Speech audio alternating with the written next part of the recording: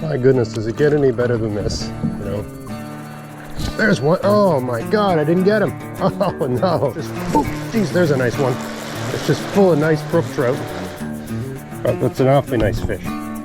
But I mean, this is a honey hole. Hi, it's Greg here with Outdoors on the Cheap, and I'm going fishing. I'm returning to a spot that I explored in the winter. I think the title was like a new honey hole or something like that. A new fishing spot that I scouted out in the winter months, trying to find an easy way into it. And I never really did. I found a great spot, but I did not find an easy way into it until I sat back and thought about it a little bit. That river that I'd found, well, it goes someplace. The place that river goes is at the bottom of this trail that I'm walking. Nice, easy to navigate trail. About a 15-minute hike. The problem is where you can access that river from this trail is, you know, a good kilometer away. It doesn't sound like far, but through rough country, a kilometer can be a long way. It's a good kilometer from the location I found in the winter video. And also, it's almost impossible to hike to that spot along the shore, just because of the way the bogs and marshes and that sort of thing. It's not very navigable, the shoreline. So what was really needed was a canoe. So a couple months ago, I put a canoe into a lake way downstream. That river that I found, where that nice fishing spot was, connects to a lake, which goes to a river, which goes to another lake. Okay, so I put a canoe in at the other lake. I didn't film any of this because I had a buddy with me and we were doing all that stuff. Just wasn't, you know, I don't film when I'm with my friends and family. We put the canoe in one lake, went up, portaged it across the really nothing river, unnavigable, went across another lake, and then we carried it up and I hid it in the woods. So the canoe's been sitting there in the woods for 2 months. I was supposed to do a lot of fishing end of May, but we had massive forest fires here in Nova Scotia, and the province just shut down all activity. No fishing, no nothing, no going in the woods, period. Because everything was on fire. There was just idiots flicking cigarette butts and making stupid fires all over the place. And so they ruined it for the rest of us. So that week I'd booked off, and all that fishing I was going to do, I didn't get to do anything. Anyway, I'm going to hike in. I'm going to find that canoe. Hopefully it's still there. Hopefully no one's stolen it. They shouldn't, because I got it hidden really well. And I'll show you all of that as we get in. All right, here I am at the river. The river's quite high. I'd say it's about a foot or even 2 feet higher than it normally is. That does not bode well for my fishing, but I'm here and I'm here to fish. I'm going to fish anyway. And I'm actually standing on one of the true wonders of, you know, maritime life. I don't know if you can see this, but this is what they call floating bog. So the ground is, if I had a big enough, if I had a machete, I could cut a hole through what I'm standing on and go over my head. Right? This is like a marsh. I don't know if you can see it moving as I jump up and down, but you see all the bushes, you know, making everything move, right? It's because what I'm standing on is floating. So it's always a bit unnerving to be on floating bog, because you never know when it's going to give way. Anyway, time to find the canoe. Okay, back in the thick woods here. And the challenge is that the canoe is hidden so that someone walking by wouldn't just notice it. There's a bit of a deer trail here. I suppose a hunter or angler might use. But I remember this trail. I remember that I hit it next to a bunch of dead trees like this. And that there was one tree that was sideways, like that. But I remember there being like a lot of dead trees with tops broken off. I haven't been here for like, what is it, June? April, May, June. So, yeah.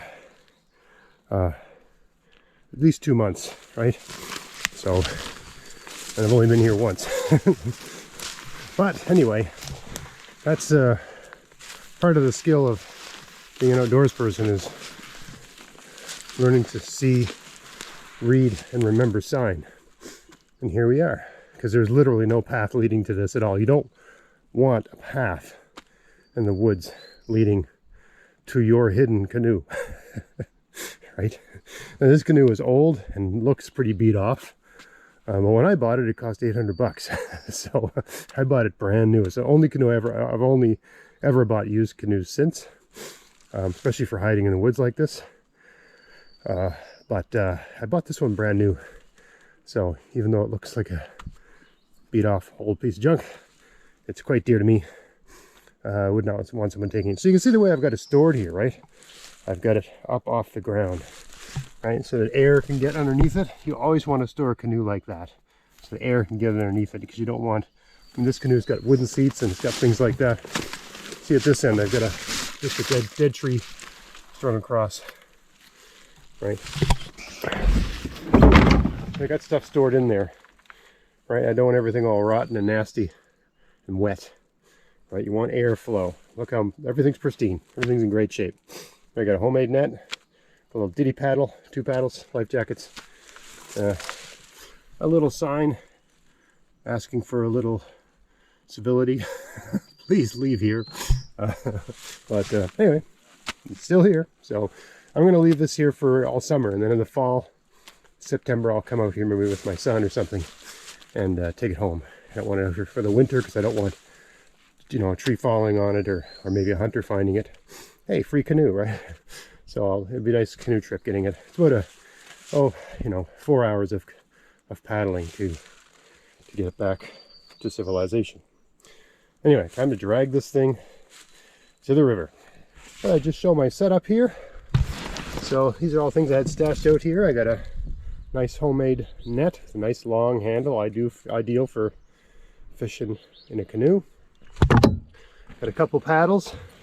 And I got this here little thing I made. Cut a slot down a hockey stick, put a piece of thin plywood.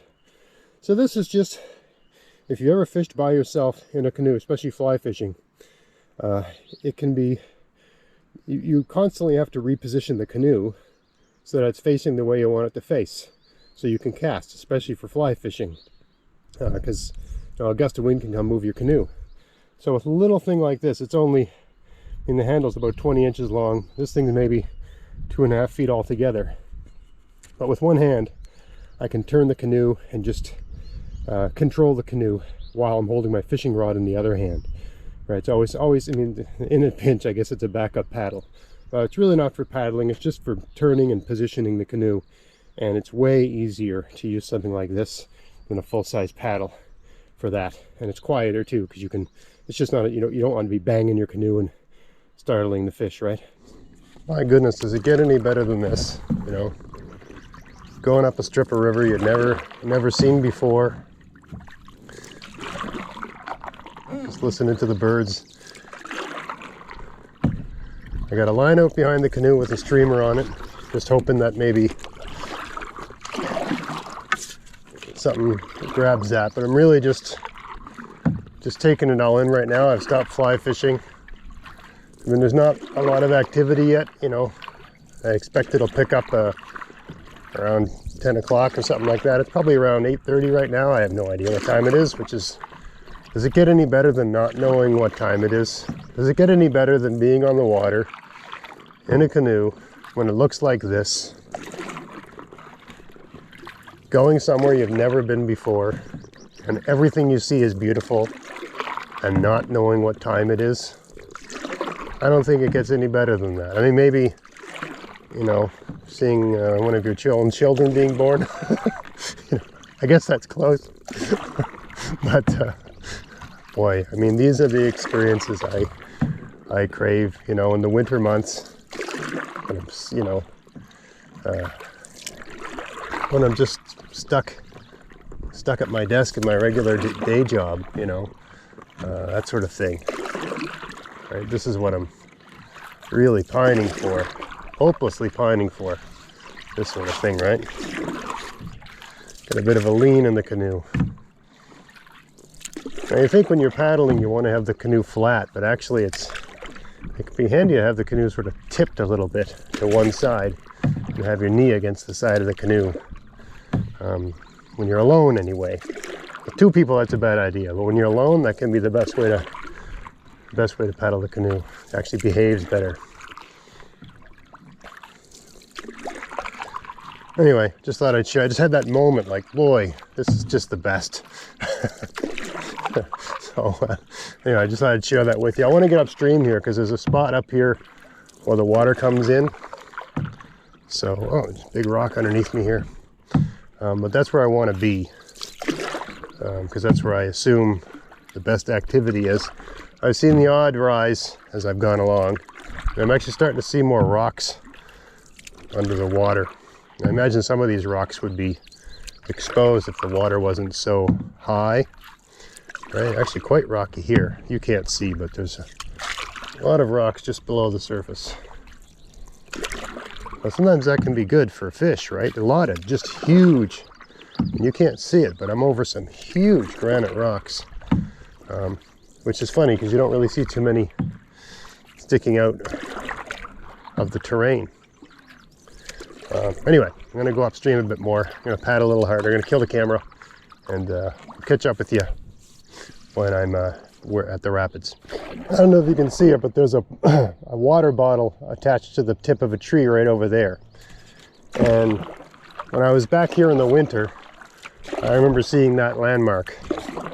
And so I know I'm near the rapids where there's still water at the very top of this still water, right? This is a big, long, slow, still water. And this part of the province, the rivers have these really, really rocky, unnavigable brooks running between still waters and lakes. So you'll have a rocky, unnavigable brook, or sometimes even a series of really small brooks. And I mean brooks that you can hop across, right? And then they'll open up into big, long, still waters like this, and then they'll turn back into nothing brooks, and they'll turn into a lake, and so on and so forth, right? So you really can't paddle far without portaging. And in a lot of cases, the woods, you can barely get through them. They're so thick, unless someone has cut a portaging trail. And there's sort of like, you know, there's canoeing societies where they maintain some of these portaging trails. I don't know if there's one along here or not. I would guess there is, but I don't know for sure. A little bit of beaver activity over there. I think I can feel a little bit of wind on me, so that might be, you know. Oh, someone's phoning me. Of course. Why would anybody phone me? Why? Sorry, I had to stop the video there because my neighbor called me and then my daughter called me right in a row. Anyway, you can sort of see up there where you've got this unnavigable brook feeding this massive still water, right? Well, massive by Nova Scotia standards, which is tiny by most other provinces' standards. Anyway, this is probably a good place to do some real fishing, because this is the sort of spot where the fish tend to congregate, because all the food comes down all the food's coming from that hole, right? So yeah, I'm gonna get set up here and do some casts and see what kind of damage I could do.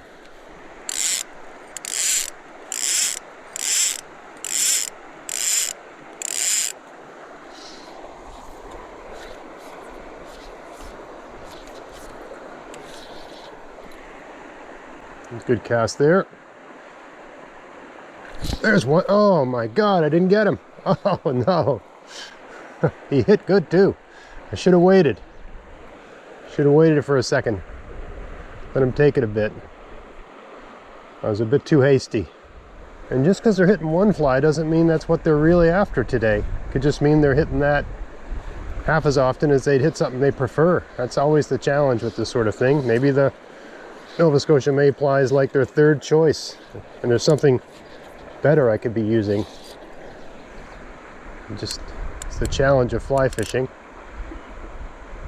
I brought worms and I brought bait. That's definitely on the menu to try today. I'm not against a bobber and a worm, not at all. I'll go there. That's where I gotta go to get where I want to get. That's where I'll go. But it is nice to pull them out of the water using a fly rod.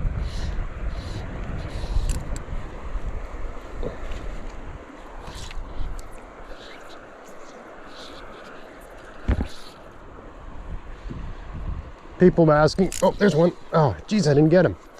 People asking I want to do some sort of class on fly fishing. I'm not the guy. I'm not, you can probably tell. There's a little hit.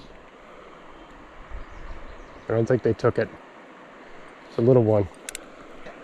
Yeah, I'm not a master fly angler at all. If there was like belts, like black belt, white belt, purple belt, I would be wind knot untangler. That's I'm at the skill level where I'm really good at detangling wind knots. If you know anything about fly fishing, the wind knot is a knot that occurs when you're casting, especially if you're not that good. You get a lot of them. And so I'm pretty good at detangling wind knots, which that's an important skill, probably the first skill. So I can do, oh, you know, reasonable casting, nothing, you know, award-winning, nothing amazing, but I can cast okay. But yeah, there's people much better at fly fishing and casting than me. All right, well, as anticipated, there is something resembling a portage trail up here. Not very noticeable, but I can tell. Anyway, I'm going to switch from fly to spinning gear, because I do have some bait and some spinners and stuff, and try that, because they're really not jumping right now. I mean, they're hitting my fly, but that doesn't mean that's the best thing to be using right now. So I'm going to switch to spinners and baits and stuff like that, and see what kind of action I can get going with that. I'll do a bunch of casts here, and then I'm going to hike upstream a little bit and see if there's any pools up here I can hit, because it just looks so healthy. Who knows what's up there, right? So see how that goes. All right, so I just landed trout number 1 using a spinner and worm. Nothing fancy, right? He hit hard, hooked good, right? And I was with a barbless hook, believe it or not, so it was really touch and go. And I didn't have my net, and it wasn't pretty landing him. Anyway, I'm going to dispatch this guy and try to get some more. I caught him using one of these spinners here, which I've always had good luck with. They've got these big red beads and a big spoon. They usually come with an enormous hook that I usually switch out for a smaller hook, right? But they have a good weight for casting, and they're very shiny and visible, and this time of year they're just a dynamite lure for trout. I gotta say, the action here has just been non-stop. Just got a second trout, a little bit smaller than the first one. I lost a really big one just through sheer incompetence, but I mean, this is a honey hole. It's inaccessible. I don't think there's another hit. Didn't get him. It's inaccessible, and I just don't think it's getting a lot of pressure. And it's just, oh, geez, there's a nice one. It's just full of nice brook trout. Can I land this guy? Oh, geez. There we go. Oh, God, didn't even stay in the net. Net wasn't properly deployed. And look at that. I mean, I'm going to have my limit in no time. Yeah, it's a nice 9-incher. Let me dispatch him or her. Now, what a lovely trout, lovely spot. This is exactly what I thought I'd be getting into. The kind of fishing that, you know, was common 50 years ago in Nova Scotia. You just got to get to an inaccessible spot that no one fishes at, in a water system where no one's put those damn smallmouth bass and chain pickerel in the water. Right? But there are still trout in Nova Scotia if you can get somewhere in the middle of nowhere. And I mean, I'm not doing anything. I started off with a fly, but I'm just using, you know, kind of the way I used to fish when I was a boy, really. Spinner and a worm, and it's just every cast. All right, let's see about slamming another one here. I got 3 so far, all from this spot. Do a nice long cast, way out there. A couple of the hits I've had have been really hard. I mean, there must be dozens of them out there. And no jumping, no water action, like you'd think there was nothing going on, right? Oh, there's a hit. Had one, I lost him. Tend to be hitting, I got a tiny one on. That one's really small, I can just tell. Yeah, a really little guy. I'll let this one go. Just a baby. Oh, come on now, come down. Come on, I know it hurts. I've never believed that it doesn't hurt them. It's gotta hurt. Having a hook in your face. Alright, let that guy go. Really not eating size. Alright. That's good. We got, I mean, every fish I've caught has been a different size, so we got a healthy system here with lots of different fish. Oh, got it in the trees over there.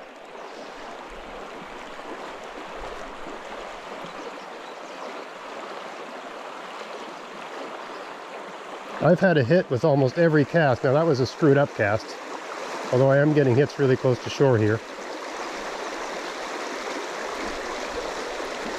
Yeah, they stripped me.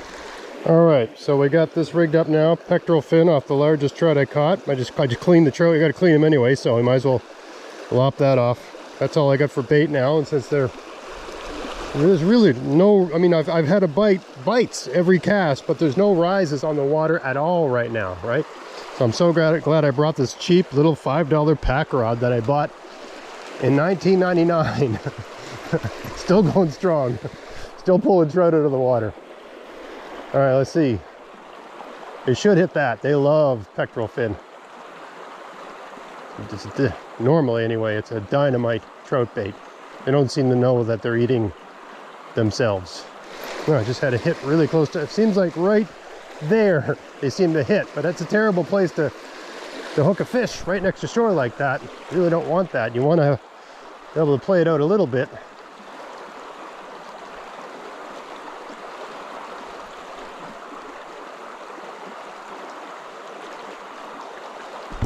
Oh, no, yep, there's something. Doesn't seem big though. Well, I could be wrong.